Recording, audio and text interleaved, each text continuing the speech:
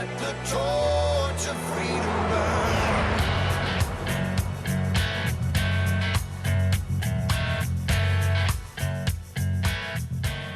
Welcome to the intersection of faith and the culture. This is WallBuilders Live, where we talk about the hot topics of the day from a biblical, historical, and constitutional perspective. And speaking of that biblical perspective, if you have not yet been through our Biblical Citizenship in Modern America course, you can go to wallbuilders.com right now and get the DVDs and the workbook. Do it on your own if you want. Or you can host a class if you would like to get together with others. And believe me, there's a lot of hope found in the room when you start talking about these issues, when you realize the Bible has answers for all of the things that we're facing, and that we can implement those answers in our communities, in our states, in our nation. You can be a part of that. You can be the catalyst for a restoration of biblical values and constitutional principles right there in your community by hosting these classes. So either get it at wallbuilders.com on your own, go through the course, get that information. You will be so glad you did. Or go ahead and go to biblicalcitizens.com and become a coach with us. Actually, be one of our hosts in your community. We're looking to have this course hosted in every community in America. That's our goal. So you can become one of those coaches and hosts right there at biblicalcitizens.com. And I'll give you a third option. You can join our national class. In fact, we've got a new one starting tonight, Monday night. If you at biblicalcitizens.com is the place to sign up. All of this is free, by the way. You can be a coach for free, host the class for free. The only thing you'll pay for is if you decide you want actual physical DVDs and workbooks, but otherwise you can take it online, become a coach, join our online class tonight. We have like 30,000 people that come together from across the nation. We'll have special guests.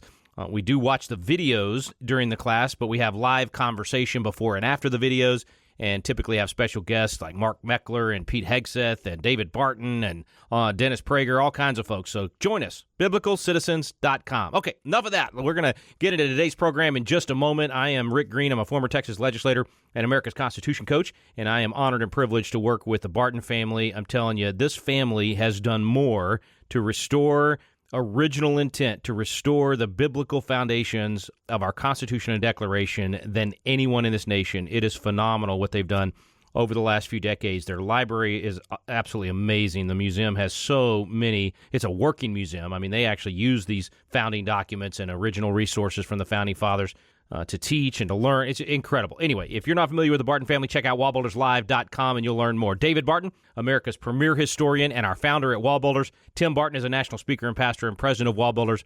It's my great honor to work with these guys.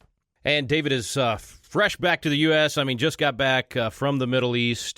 These rescue missions all over the last 10 days has been unbelievable. We've all watched it unfold on television. David, you've actually been there. How do we measure any level of success in the efforts of the Nazarene Fund and our friend Chad Robichaux and his group and the numbers of people that we were able to rescue? I know it's heartbreaking, the ones that were left, but let's start with some good news about how many were actually rescued. Yeah, at this point, we can identify 5,100 that we've been able to rescue. Of course, this has been a great cooperation, the groups working together. Chad Robichaux and Independence Fund and Nazarene Fund and others. So we can identify about 5,100 so far. It's still going on. Since I've landed, the operations certainly have not stopped. They've changed somewhat in different direction. The civilian part we had to stop about 36 hours ago because the civilian part of the airport, the Kabul airport, is in two segments. The military has one segment and civilians had another. And so with Nazarene Fund, we really had much control of the civilian part of the airport, except the State Department kept blocking stuff. So JSOC had given our guys command over there at that part. So let's also clarify that when you're saying that you guys had control or the Nazarene Fund had control of one side of the airport, that doesn't mean the checkpoint. We're talking about the flights coming in and going out. Yeah, good clarification. We cannot control who comes in, but we were given charge of the commercial flights going out. It was running smoothly until the State Department kept stepping in and stopping stuff. And we had, on numerous occasions, flights that have been cleared. People on the planes are all cleared by the State Department. They've been vetted. They're going out. And for whatever reason, some officials from the State Department would call ahead to receiving countries and say, hey, don't take these guys. And so we were stuck with having to bring the planes back. So we have had, I don't know how many planes have been sent back because State Department interference. So we literally got, and I think we covered this last time, got to the point where we started calling countries, and we are not talking about names, and we will not because we don't want the State Department interfering with what's going on. But having said that, even though the civilian side is pretty much shut down, and what's happened is just about 36 hours ago, the American military brought the Taliban into, and when I say American military, everything I'm saying about military, understand that the cool thing about our Constitution is it places all the military under civilian control. There are so many soldiers there who are frustrated at what's happening. They would do it very differently. Talked earlier about the confrontation between the 82nd Airborne Commander and the British SAS Commander. So our guys would do it very differently in many ways, except they're controlled by civilians. And the proudest thing I've been in this whole fiasco is that our soldiers haven't gone off grid. They've been following the constitutional mandates. And the Constitution has placed the civilian authority, the president, over all military authority. And the president has an executive branch, and so that means State Department. And so they're taking orders from the civilian executive authority, from the president and his administration, which is great because we never want a coup. And the way you have a coup in any country is when the military takes over from civilians. And that has not happened. And as frustrated as our guys have been, and although many of them disagree with that, and we saw over the weekend, there was a Marine colonel who went online and said, hey, I've been 17 years and I may lose my position, but somebody needs to be asking some questions of the civilians. And he asked them, and he was canned as a result. But they were the right kind of questions to ask. But even at that, our guys, even though they're disagreeing with some of what the administration and especially the State Department is doing, they are submitting to civilian authority, which is a constitutional thing to do.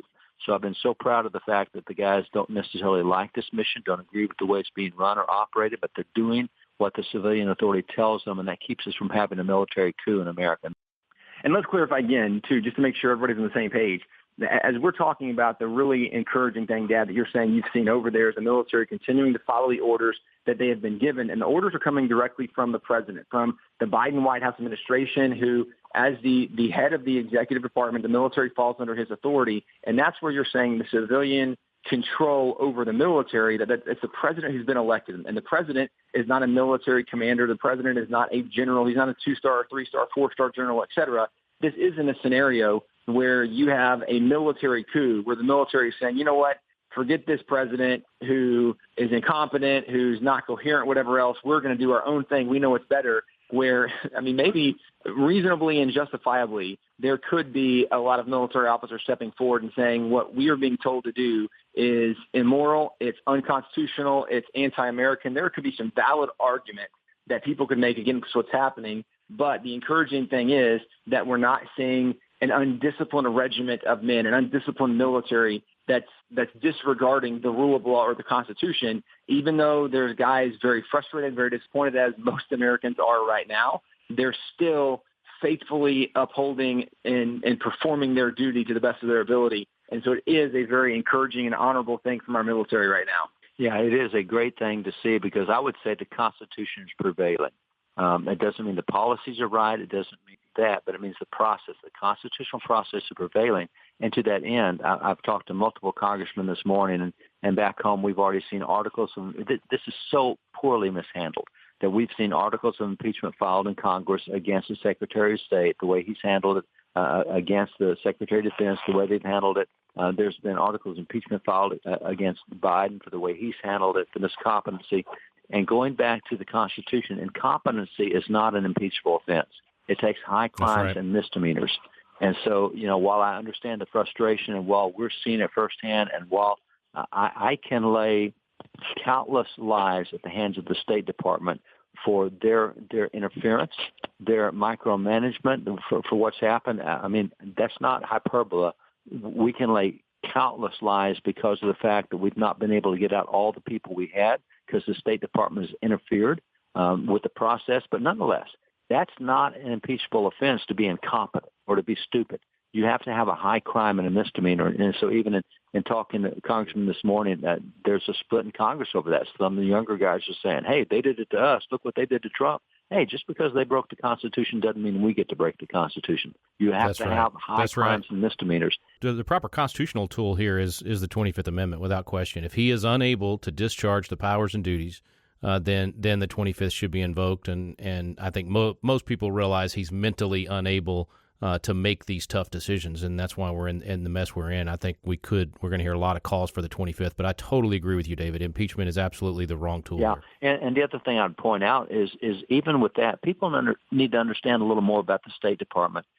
You can't fire people over there. You can't fire people at the Justice Department. If you recall when we had the fiasco with all the deaths that occurred in the Veterans Department, only one guy got fired. What are thousands of deaths of veterans because of the way that the hospitals were run? They wouldn't give medical treatment to the vets, even though the law required it. But only one guy got fired. And so what you've got now is, and I go all the way back to Reagan days with this, where that Reagan would appoint. I remember a guy appointed an HUD, one of the high officials, and said, "Hey, this is what the president wants. Here's what we're going to do. We've got these 8 districts of HUD across the nation, and we're going to do it in each state." And they looked at him and said, "Yeah, you think so?" He said, "You'll be gone in 4 years or 8 years. We won't be. We're going to do it the way we want to." And they literally told that to the secretaries and undersecretaries. And so despite what Ben Carson did or despite what DeVos did, Betsy DeVos at the Department of Education, the bureaucrats there do what they want. And so despite what Biden and Secretary of State may say, what Blinken may say, these guys are over here doing their own things. And the State Department is populated with a lot of, now there's some good people in the State Department. Don't misunderstand. But if there's a swamp in D.C., this is the one with the most alligators. And this is the one that has pure D, hate America people involved. And so you may recall that even when President Reagan said, "Tear down this wall," the State Department instantly put out a communique afterwards, said, well, his view is not the view of the State Department. What do you mean it's not the view of the State Department? He's President of the United States. So that's right. This is the kind of tyranny that goes on at the State Department. And despite what Biden may say he wants, and, I think it's completely incompetent the way he's handled it, you still have a State Department agenda that doesn't care whether it's Republican or Democrat. And at some point, we're going to have to say, people have to be accountable. We need to fire some guys, but you can't do that when you have Democrats that are so pro-union that they won't take on the government unions. And it's going to take, again, in the Senate, 60 votes, which means you're going to have Democrats and Republicans agree to bust the unions and make people accountable. So I don't see it happening anytime soon, but that's going to be part of the long-term solution that has to happen. And the other thing I'll say right now is the polling I've seen in the last 2 days, only 34% of the nation is believing what the president is saying about the situation in Afghanistan. The other part think it's much worse than he's saying. So you're having 2 out of 3 Americans that are not buying what's coming across much of the mainstream media and out of the White House. And I think that's a healthy situation to be able to make some substantive changes because in talking to Congressman this morning, a lot of these congressmen that are in swing districts, and there's about 36 districts that are seen as swing districts right now, these guys are hearing it from their people. And they're not liking what's happening, and so even they are entertaining that. And so even this morning, talking to the congressman, it doesn't look like we're going to have an investigation into the incompetency even. And so at some point, their process will be to introduce a resolution to vacate the chair of the House. In other words, we want to take Nancy Pelosi out so that we can have an investigation. She's still the speaker, but we're going to have someone else chair this investigation. That's going to take 3 or 4 Democrats agreeing to that to make it happen. So if 3 or 4 Democrats don't agree to that, you will not see an investigation into the incompetency that's happened over here. Or I say over here, I'm back home now, but the incompetency that's over there, there won't even be an investigation unless we get 3 or 4 Dems. But what I'm hearing is there's a lot of pressure on these guys, as there should be, to find out why this is so bad, why we've had such a loss of life, why it's been so badly handled. And, back to what the point I was making earlier was we had the civilian side of the airport, but then the military brought the Taliban in and said, now you have the civilian side. Now, that wasn't the military doing that on their own. That's what they received in orders and brought it in. And so at that point, we knew that getting flights out was over because at that point, the Afghans took the control tower. And the control tower, not only are they incompetent as controllers, but they were saying, hey, planes, you've only got X number of minutes on the ground, which they're saying to the world, oh, we're letting planes come and go, but the number of minutes will not allow you to reload a plane. So you're sending planes out empty. So the world doesn't know they're going out empty, but, there's flights going out of Kabul. They're still going in and out. And as of today, the Russians and Chechens are being given control of the flight towers and what's happening there. So we know that we're not in friendly hands anymore. So everything is now turned to the military side of the airport.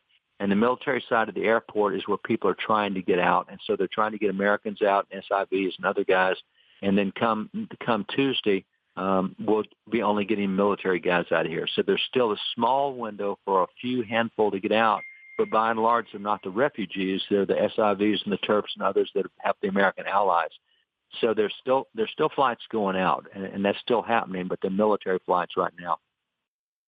We're going to take a quick break, guys. When we come back, let's kind of wrap up what the situation on the ground is, and let's spend the rest of the program talking about where to go from here. What are the things people can be praying for and asking their leaders to push for? What do we do with this mess that Biden has created? Stay with us, folks. We'll be right back. You're listening to WallBuilders Live.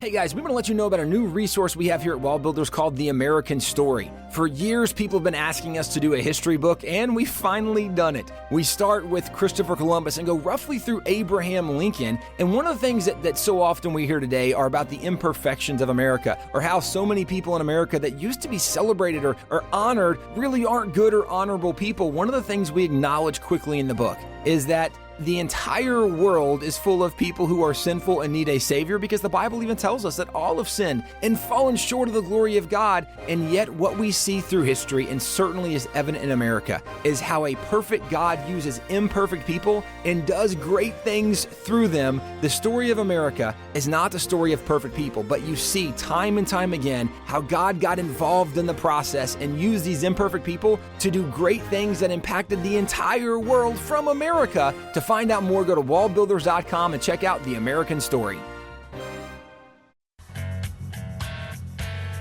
We're back here on WallBuilders Live. Thanks for staying with us. Today's program, we're catching up with what's been happening on the ground in Afghanistan. David Barton just got back from the Middle East and the rescue missions there with the Nazarene Fund. David, as we said before the break, pretty much they've shut down the efforts that were being made by a lot of the private organizations as far as the Kabul airport. What happens going forward with Nazarene and our folks over there and the people that they're still trying to get out? Will there still be efforts? Are there other ways to get them out? What should people be praying for at this point? It's an interesting thing because now it changes underground. This is much like what you had prior to the time of the Civil War and the American Civil War. Is you develop underground railroads. You find ways to move them to different countries. You find ways to get them out across the mountains. You walk out from the south to the north. You leave Alabama and you walk to Ohio or something where you can be free.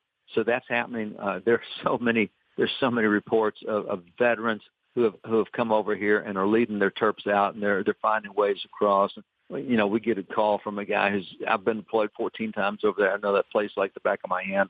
I'm going to take people out. And so that is underway.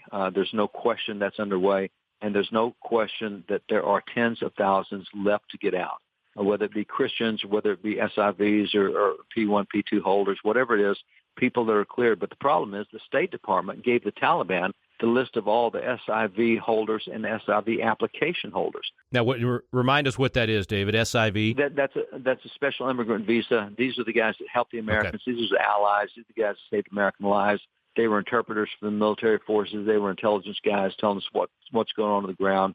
And so we basically handed them a hit list. That's exactly it. And then we found out, too, Great Britain. And I was with some British guys that were not happy. But when the British embassy closed down, because the British people have had a lot more backbone over here from their civilian side than we've had from our civilian side, or at least our elected civilian side. So they were talking about that the Taliban recently took the media through a tour of the British embassy, because look what we have now. And this correspondent was going through, noticing that there were still papers laying all over the desk of SIV applicants and all these other assets. And so the British apparently didn't destroy all their paperwork before they left the embassy. So now the Taliban's got their list, and Taliban has so much more technology now than what they've ever had. So even with the Underground Railroad, people are having to travel with all communication cut off, all phones cut off, because they're tracking phones. And Taliban has seen where these phones are moving, seeing who's exiting, who's fleeing, and whatnot. And so people are trying to keep their phones on to talk with other people. Wrong thing to do. You just got to go off grid. And so that's going to be going. And no question, there's going to be operations going. And I've talked to several people this morning who are conducting operations. And so that'll be going for months and months and months, because and those are probably more difficult operations. I mean, even as chaotic as it's been the last 10 days, Now you're to do, what you're talking about in secret and find them. And it's like Rudy said last week, it's like a needle in a haystack. You're looking for a couple thousand people among millions. So I guess the missions going forward are going to be even more difficult than the ones you just did. They will be. And it's interesting, even cottage industries are being set up. I mean, we've seen ads say that we can get you out of the country for $12,000 a head. So it's like guys are coming over and saying, hey, we know the country, and for this amount of money, we'll get you out. And there will be people that will do that for sure. So there is going to be an opening here for sure in getting people out. And no doubt we'll still be engaged in doing what we can to support efforts to get people out. So this is not going away. And what we're seeing right now, we're actually waiting for 24 to 48 hours because Kabul is being handed over right now to a different group of Taliban. Taliban fighters have been in here taking the city. And so now they're going to bring in the Taliban political guys who are going to say, oh, yeah, we're so tolerant, we don't retaliate, whatever. And they will be the face that you see on the press. And so they're pushing the military guys, the fighters, kind of to the back right now, and they're bringing a different face. And so in the next 24 to 48 hours, they're bringing in all these international groups, particularly China and Russia, and saying, hey, we have the whole nation. We've got the capital, and look how efficient things are now. Look how it's all set up. So they're bringing foreign press in to show what a great job they're doing and how nice and humane they are. And so in that period of time, they're coming out with new rules for people here. You may have seen that they came out over the weekend saying, oh, by the way, nobody can have any guns, only us. Everybody else needs to turn on your guns because we're going to take care of you. So they're making these new rules, and we'll have to see what those rules are over the next 24 to 48 hours to know what kind of strategies can be planned to even know what to do going forward. So there's about to be. So in some ways, they're just acting like Democrats. Guns for us, but not for you. Yeah, right? That's right. Yeah. Gotcha. That's right. Yeah, exactly, Rick. All the things that we're used to in our Bill of Rights that we have one side ignoring, like freedom of religion or freedom of assembly or freedom of protest or the right to keep and bear arms, all of those kind of inalienable rights that they don't have a Bill of Rights for, but that we do, and we think a Bill of Rights. That's the same kind of stuff you're seeing over there. It's, you don't need that. We guys in the elite, we can do it different from you, and we don't have to recognize inalienable rights. And so that's what's happening right now. It's a good reminder for us to be thankful for that Bill of Rights and for those things we have. This is like a commercial against tyranny and why what we have is so precious. Well, and it's a really good thing to remember that the Constitution is the difference. And again, I can't tell you how pleased I am to see the military following the constitutional mandates on who their boss really is, even though they don't like it. And, congressmen back home need to follow the Constitution. And I don't care if the Democrats violated it. You don't violate it. And so that is what has made us a unique nation for as long as we've been that unique nation. And if we get away from that, we will be like a third world nation. And what we're seeing over here is what you can look forward to when you don't have the rule of law and guaranteed constitutional rights. Well, and guys, this is why we're seeing people even like Bill Maher, who just over the weekend came out talking about the people that are arguing against America. He used different words, but the people that are whining and complaining about America being a terrible nation, he said, you need to get off your soapbox. You need to look at Afghanistan. You need to see what oppression, what terrorism actually looks like, and you need to stop pretending like that's what we're doing here in America.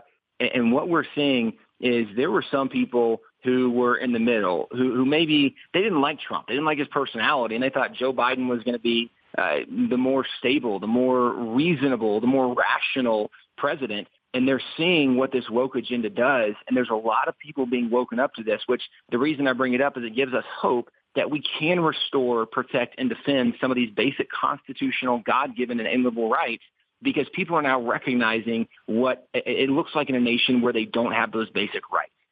So certainly there's still a lot of work that needs to be done in Afghanistan. Everybody listening, there's still a lot of reason to be praying. There's a lot of Americans, there's a lot of Christians, there's a lot of Afghani allies that were with us in the military that are not out yet. And they have, really death threats, prices on their head, and it's not going to be easy for them. And so we definitely need to keep them in prayer, and we want to make sure that we can try to hold probably our government officials responsible and accountable for the dereliction of duty and the bad decisions and the bad choices going forward, which, guys, even as we're hearing some of these articles of impeachment, which we recognize we probably don't have the votes to really get that done, it still is at least a promising thing that people are recognizing how bad this debacle was, and there is a call for accountability. And, Tim, let me jump on to what you said about prayer, because that's so important. And by the way, let me just tell people, over the coming months, you're going to hear a lot less. Even though we're going to know a lot, our group and a lot of the groups I've talked to today, we're going to go dark for a while because so much that happens has got to happen undercover. And you can't be talking in the media. We can't be talking to each other. We can't be saying things about what's happening or what operations are going on because you jeopardize lives. It's going to be happening. And there's a lot going on, just like the Underground Railroad back in the Civil War, but you're just not going to hear much about it. But in the meantime, think about all these people that are being moved out. And you know, we've moved people initially out of country. Now we got to get them to their final destination. And these guys are going out kind of with a paper sack in their hand, getting on board a plane, leaving behind everything they have, going to a country they don't even know how to pronounce, with a language they've never heard before in their life, to a culture they're not familiar with. Often a Western culture is where they're landing. And so think about praying for those people. I mean, I don't know how traumatic you can make something appear, but they're into it. I mean, they are into this with their kids and what they can carry. So pray for them in these countries where they go. It's going to be really tough on them to learn everything new, to set aside the way they think and the way they've learned to respond and everything they've done in talking and patterns and habits and culture. It's new. So pray for them. So my heart really does go out to these immigrants, because these refugees, because this is a really tough time on them. So praise God, their lives have been saved. Well, and like we said, some of the toughest missions are ahead, and even in the final placement of a lot of these refugees and getting these Christians out. So now is a great time to give, folks. There's a lot of hard work ahead. The Nazarene Fund will be working on this for months and years to come. You can make that donation at wallbuilders.com. Go to the donation page and then look for the Middle East Fund and Rescuing Christians, and it's a great thing to help with right now. Thanks so much for listening today, and thank you, David and Tim and all the team at Nazarene Fund, for the incredible work over the last couple of weeks to rescue so many people. Folks, we appreciate you listening, appreciate you donating and being a part of everything that we're doing at WallBuilders. God bless you for listening today to WallBuilders Live. We stand undivided, forever united.